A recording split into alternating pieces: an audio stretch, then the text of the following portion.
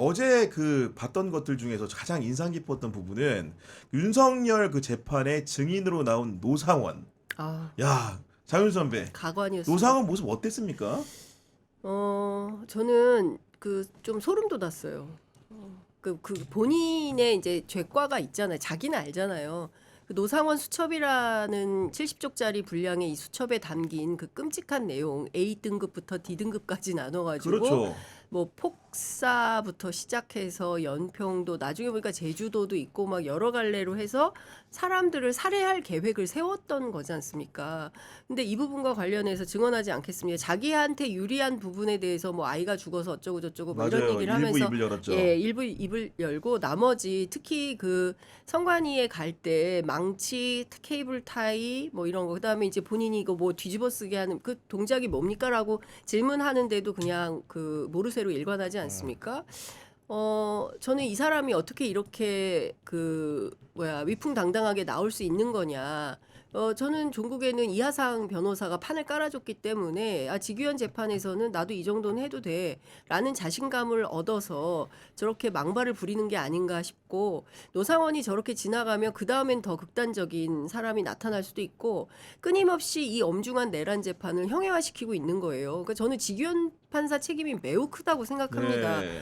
세상에 그 증인 물론 나중에 자기도 화가 나니까 아니 그렇게 본인의 사건에 불리한 것은 발언하지 않아도 되지만 꼭 그것 때문에 이렇게 얘기하시는 거죠? 라고 또 상당히 이해하면서 또 얘기를 해요. 만약에 그 현장에 이진관 판사가 있었다면 굉장히 엄중하게 꾸짖었을 맞아요. 겁니다. 근데 이제 지규현은 너무 그 동조하면서 발언을 하는 거죠. 그러니까 이런 거 볼 때 야 이거 이 엄중한 내란 재판을 저 따위로 진행을 해도 되는 건가에 대한 어떤 그 답답함이 있죠. 예. 그러니까 어제 심지어 작년 11월에 부정선거 관련된 교육을 예비역 장성들 상대로 하려고 했었냐 이런 특검의 질의가 있었는데 여기에 대해서 이제 개인 사생활에 대한 답변을 한 뒤에 붙은 말이 귀찮으니까 증언을 거부하겠다. 네. 저도 법정 꽤나 많이 들어가 보고 여러 가지 법원 기사도 많이 써본 입장에서 증언 거부의 사유가 귀찮으니까는 정말로 신박한데 너무 화가 납니다. 어떻게 보셨습니까? 그러니까 요게 이미 그 피의자들과 변호사들이 보이는 모습 보면 알아요. 그 김용현 변호인 있잖아요. 이하상 변호사. 그 이진관 뭐 재판 말할 때 뭐 인민 재판 뭐 이진관 뭐 밖에서는 이놈 저놈 하고 하다가 직위원 재판 말할 때 우리라고 붙여요 앞에. 아 그래? 우리 이렇게 코테이션 있습니다. 우리 직위원 판사님은 이렇게 하면서 이미 여기서 각이 나오잖아요. 우리 직위원 판사님, 우리 한상진 판사님 이렇게 얘기하고. 한편이야? 네, 그리고 이진관 이놈 막 이러면서 욕설 들고 막 그래요. 그러니까 이게 피의자들이나 변호인들이 지금 보이는 모습을 보면 알 수가 있어요. 지금 이미 이런 정도로 노상원도 이 분위기를 간파한 거예요 지금. 아니 근데 그래서 예. 지금 어떤 얘기가 나오냐면 노상원에 대해서 중형을 때려야 된다. 그러면 항소심에 가서 입을 연다. 그러니까 특검을 2차, 3차, 4차, 5차를 한다 하더라도 노상원 절대 입을 열지 않는다. 이 누가 얘기하냐면 양분남 의원이 하시는 얘기예요. 양분남 의원 자기가 평생 수사해봤는데 절대 입 안 연다. 근데 자기에게 중형이 선고되면 자기가 살아야 되기 때문에 그제서야 법정 진술로 진실을 고백하게 될 거다. 이 사람 입 절대 안 연다. 노상원 수첩 앞만 봐도 이상하잖아요. 누군가로부터 지시를 받아서 했을 텐데 어제도 그 얘기만 인정했어요. 자기가 한 게 아니라 김용현이 시켜가지고 자기 뭐 점이나 보면서 편하게 살고 싶었는데 날 그렇게 놔두질 않더라. 예? 그러니까 김용현이 시켜서 어쩔 수 없이 했다. 그러니까 나는 내란의 중요임무 종사자가 아니라 부하 수행 정도밖에 안 돼라는 것을 웅변하고 있는 거예요. 그런데 우리가 노상원의 수첩을 보면 이 사람을 부하 수행이라고 할 수 있습니까? 아 전혀 아니죠. 기획자예요, 기획자. 네. 그리고 언론이 100에서 200명이에요. 우리 싹 다 포함이야. 이런 거 생각을 해보면 모든 사람들을 도대체 몇 명을 끌고 가가지고 어떤 방식으로 어떻게 살해하려고 했었던가 살해 목적으로 쓴 수첩인데 이걸 그냥 저렇게 놔두나 있을 수가 없죠. 아니 말씀대로 노상원은 내란 주요 임무 종사 혐의로 기소가 돼 있는 상황인 거고 그 수첩의 내용을 다시 한번 복기를 해보면 아까 말씀하신 대로 언론인은 100에서 200이고 여의도는 30에서 40명인데 그러면서 같이 열거한 게 민노총, 전교조, 민변, 어용판사 이렇게 하고 있는 건데 이 사람들에 대해서 어떻게 언급하고 있냐 30, 40명을 조기에 구속하고 재판을 통해서 이제 구속시킨다라는 쉽게 얘기해서 가둔다라는 의미를 굉장히 강조하고 있는 것이고 게다가 이런 것들을 수사하기 위해서 특별수사본부를 구성을 해야 된다. 6개월 1년짜리가 필요하다. 검사 판사로 구성하고 중앙지검을 활용해야 된다. 이런 구체적인 액션 플랜까지 담고 있단 말이죠. 그러니까 이게 노상원의 수첩과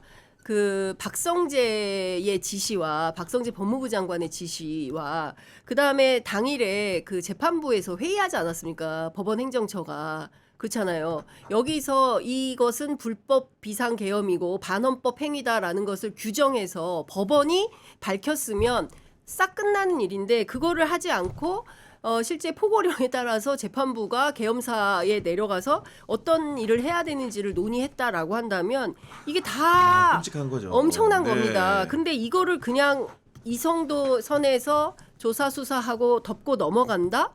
있을 수 없다라는 생각이 좀 드는 거니까 노상원의 수첩과 그 검찰 박성재 법무부 장관의 기획과 당시에 있었던 천대엽 법원행정처장이 그 밤에 네. 예, 법원 간부들 불러가지고 무슨 회의를 했는지 이거는 진실 규명이 필요한 대목입니다. 그러니까 우리가 영화에서 보면은 흔히들 이제 요원이라고 불리는 사람들 어떻게 보면 노상원은 평생을 정보 군인으로 살았기 때문에 정보 사령관도 했고요.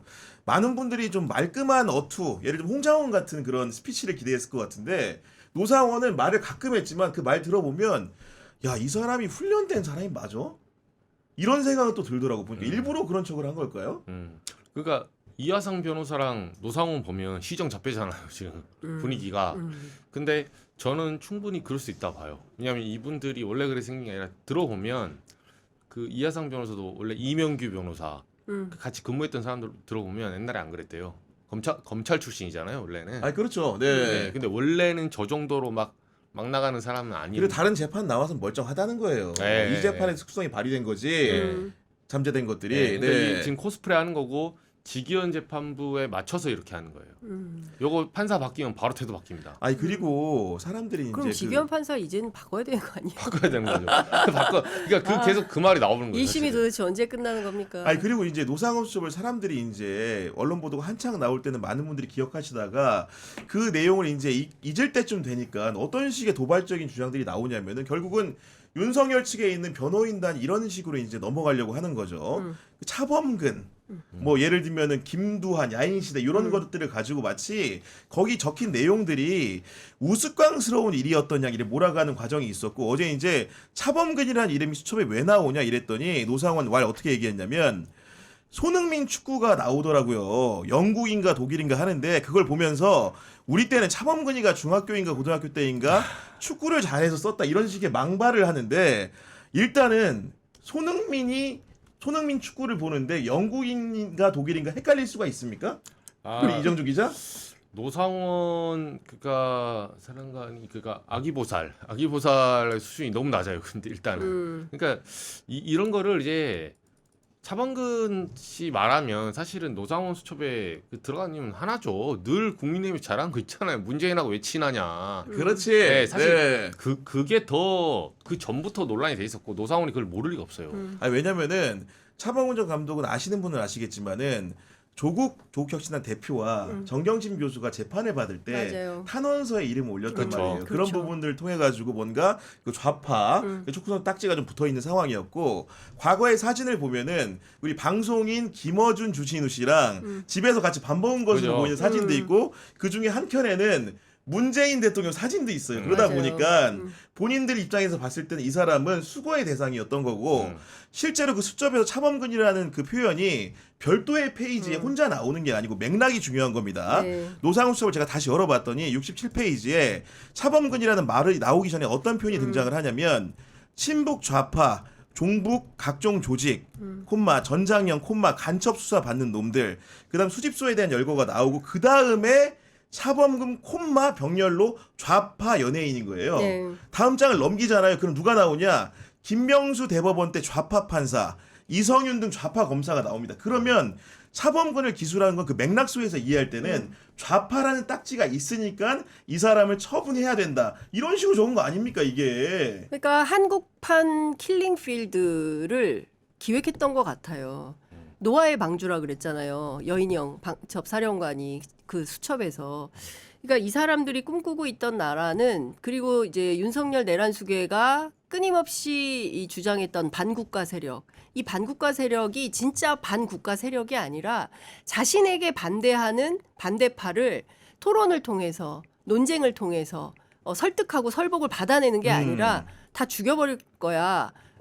저 곽종근 사령관한테 한동훈이 내 앞에 데려다 놔 내가 총을 쏴서 죽여버리겠다라고 얘기한 게 이게 죽인다는 게 너 그런 말하면 진짜 죽인다 이런 게 아니라 물리적으로 정말 학살할 생각을 했던 거 아닌가. 그래서 아까 말씀드린 대로 노상원 수첩과 이 법무부 그다음에 검찰 그리고 그 법원 그리고 네. 국정원 뭐 이런 맥락에서 어떤 일이 벌어지려고 했었던지에 대해서는 여전히 그 블랭크예요. 그래서 이거를 확인을 반드시 해야 되는 거고 끔찍하죠. 그러니까 반대파 뭐라 그래야 되나 척살 음모를 그렇죠. 꿈꿨던 거 숙청, 아닙니까? 숙청. 숙청. 예. 네. 그러니까 이거 북한에서만 있는 거라고 생각을 하고 맞아요. 네. 민주주의 국가에선 이 독재적 발상인 거죠. 그러니까 나에게 반대하면 니네는 다 죽은 목숨이야. 실제로 다 죽여버리고 이런 방식의 생각을 했었는데 재판에 나와가지고 한다는 태도가 나 귀찮아서 답변 안 할 거야. 이게 말이 됩니까? 아니 그리고 김두한이라는 표현이 왜 나왔냐 했더니 야인 시대 드라마 보다가 적었다는데 야, 지금 이거를 믿으라고 하는 겁니까? 믿지 말라고 하는 겁니까 도대체? 그렇죠. 이 드라마는 2001년에 끝났어요. 그러니까 저희도 초반에 했죠. 그러니까 예, 그때에서. 예. 근데 이 김두한이라는 표현도 제가 찾아봤어요. 69페이지에 김두한이라는 표현이 등장을 하는데 어떤 맥락에서 나오냐? 가짜 뉴스 양상 방송 김어준 이렇게 해놓고 좌파 방송사 주요 간부들 그 밑에 김두한 시대 주먹들을 이용해 좌파 놈들을 분쇄시키는 그거죠. 방안. 네. 그럼 뭡니까? 아래 위로 이어지잖아요. 그렇죠. 이런 서사가 있는 내용인데 갑자기 그런 맥락 하나도 설명하지 않고 그렇죠. 김두한만 페이지에 적어놓은 것처럼 오인할 수 있게. 그러면 이거를 재판정에서 지규현 판사가 지적을 해야 되지 않습니까? 이렇게 앞뒤로 적혀 있는 앞뒤로 뭡니까? 이렇게 적혀 물어봐야 있는데 이거는 되는 거지. 뭡니까? 예. 잠깐만요. 이거 뭡니까? 설명해 보세요. 근데 재판장이 물어보면 답변을 해야 되잖아요. 그리고 검찰 특검이 묻는 질문에 대해서 시종일관 아이고 증언 거부하겠습니다라고 그렇게 하면 안 된다라고 준엄하게 꾸짖어야 될 거 아닙니까? 그렇습니다. 근데 그 범죄자가 아무렇지도 않게 그렇게 뭐라 그래야 됩니까? 건방지게 얘기하는 거를 그냥 다 용인하고 그리고 맘대로 하세요. 아이고 말이 됩니까 이게? 아니 그리고 김두한이라는 사람이 우리가 사실 일부 미화해서 그렇지 그렇죠. 이분의 행적을 보면은 물론 이제 그 일본과도 이렇게 겨루신 분으로 알려져 있지만은 흔히들 얘기하는 자유당 정권 시절에 아유, 정치 그 깡패. 백색 테러를 했던 테러를. 분이기 정치 깡패, 때문에 돈 받고 그럼요. 정치 깡패. 김두한이라는 이름이 적혀 있는 것만으로도 노상원의 사생 세계가 어떤 건지를 적확하게 이해할 수 있는 거고 결국은 그 약자들을 괴롭히는 모양새들도 있는 거 아닙니까 이게 아니, 이런 거요. 좌익이란 이유로 그러니까 하다못해 우리가 이렇게 방송을 하고 있어요. 그러면은 김두한 패거리가 저 출입구를 방망이로 부시고 야구 방망이로 부시고 들어와가지고 케이블 타이로 묶어가지고 진행자 포함 출연자들 이거 두 건 뒤집어 씌워서 끌고 가서 이런 방식으로 두드러 패가지고 네. 말 듣게 만드는 그런 거를 하겠다는 거였었던 거예요. 맞아요. 그러니까 네. 흡사 박정희 전두환 노태우 시절에 있었던 그 독재 정권 시절의 언론으로 만들어 버리겠다. 협력하지 않으면 니네 다 죽었어. 이런 거잖아요. 사실은 21세기에 가당키나 한 일입니까? 이걸 꿈꿔놓고도 나와서 한다는 소리가 귀찮아서 답변 안.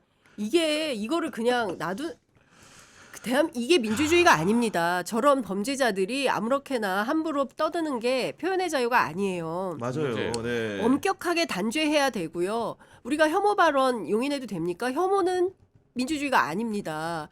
그거는 단죄해야 되고 못하게 해야 되는 거예요. 그런데 지규현 판사가 이거를 그냥 다 자유롭게 발언할 수 있도록 널려놓으니 저는 이게 이해가 안 된다는 겁니다. 그리고 설령 지규현 판사가 그렇게 하더라도 법원에 3,300명의 판사들이 있지 않습니까? 맨날 입만 열면 법관의 독립, 재판의 독립 이야기하면서 망신을 시키고 있으면 내부에서 논의해서 저 사람 저렇게 재판하고 있는데 법원행정처 가만히 있어도 됩니까? 라고 얘기를 해야 되잖아요. 그렇죠. 그런 네. 얘기는 일말에 하나도 양심에 가책이 안 되는 건지 어떻게 그런 얘기는 하나도 없고 오로지 우리 재판만 우리의 권리만 인정하게 해주세요. 사실상 오늘부터 법원행정처 중심으로 공청회가 나흘간 이어지는데 이거 법원 시위하는 거 아닙니까? 그러니까요. 네. 그런 부분이 당연히 보이는 것이고 그리고 우리가 지금 황교안이라는 사람을 이제 음. 한물간 정치인 사실은 계엄 때도 뭐 황교안이가 뭐 했어야 뭐 했겠어 음. 이런 생각을 좀 많이 했던 것 같은데 저는 오늘 이제 특검이 그 황교안을 재판에 넘겼고 그 공소장의 내용이 공개된 걸 보고 아 황교안이가 살아 있었구나 이 생각을 했던 게 그 계엄 중차대한 시기에 황교안은 김주현 전 민정수석과 여러 차례 연락한 것으로 나옵니다. 12월 3일 밤 11시 1분쯤에 김주현으로부터 문자를 받았고요. 그로부터 6분 뒤인 11시 7분쯤에 답신 문자를 보냅니다. 그리고 11시 25분부터 27분까지 2분 39초가량 김주현으로부터 걸려온 전화입니다.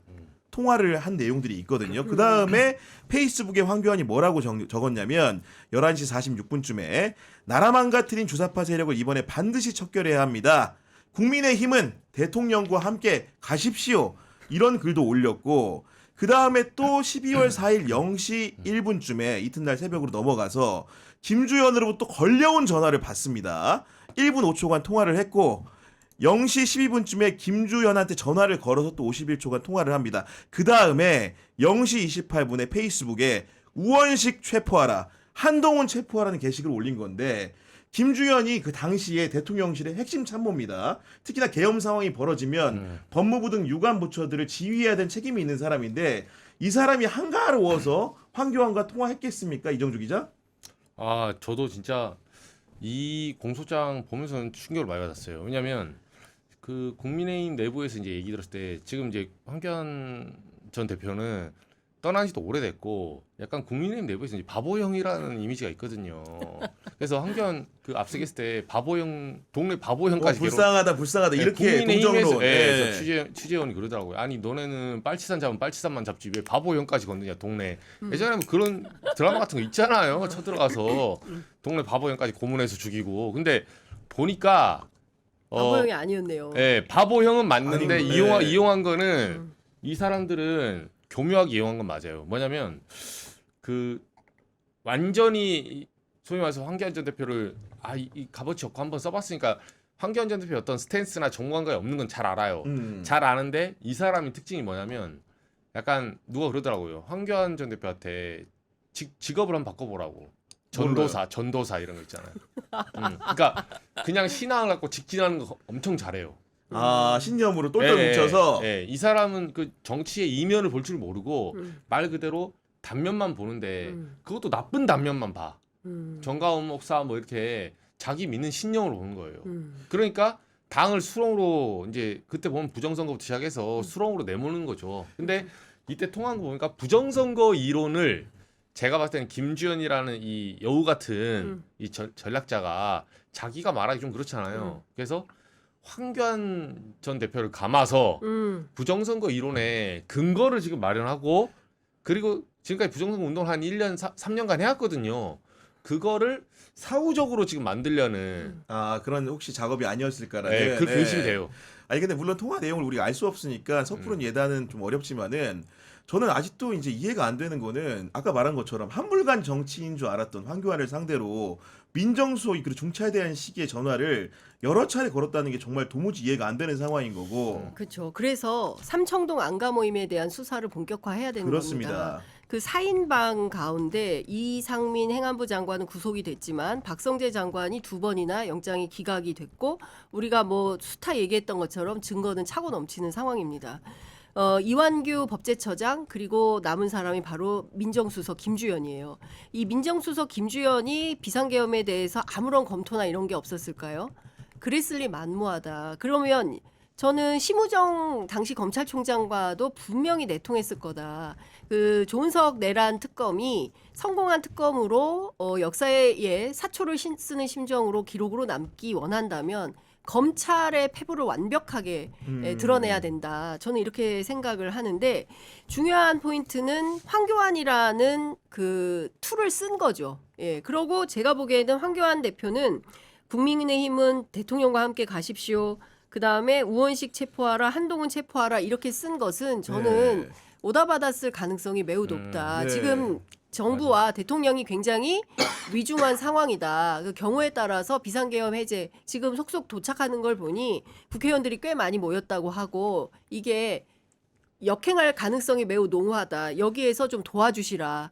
예, 이렇게 해서 실제로 행동에 결행에 나선 거 아닌가라는 의심을 하게 됩니다. 이게 뭐냐면은 사실은 김주현과 황교안은 검찰에서 만난 선후배 사이인 거죠. 네. 저도 이제 김주현 수석을 개인적으로 뵌 적도 있고 잘 알지만은 김주현은 사실 검찰 내에서 기획통이에요. 그러니까 쉽게 얘기해 수사통이 아니고 기획통이기 때문에 그런 기획 자리에서 요직을 많이 거쳐온 사람이었고, 황교안 같은 경우에는 수사가 두 갈래로 나눠진다고 친다면은 일반 특수부 검사가 아니고 공안 검사의 길을 오래 걸어왔습니다. 그렇기 때문에 미스터 국보법이라는 별칭도 붙어 있는 거고, 이분이 결정적으로 법무부 장관을 하면서 통합진보당, 쉽게 얘기하는 수거 세력이라고 부를 수 있는 그 진보 세력들을 뭔가 말살시키는데 역할을 했던 분이기도 하고, 재밌게도 황교안이 법무부 장관을 할 때 검찰 인사를 쥐락펴락할 수 있는 검찰국장을 김주현이 했었던 것이고, 심지어 법무 차관까지 했기 때문에 둘 사이는 굉장히 소통 아삼면이죠. 가능한 사이인 거고, 결국은 이게 좌파 세력을 분쇄할 때는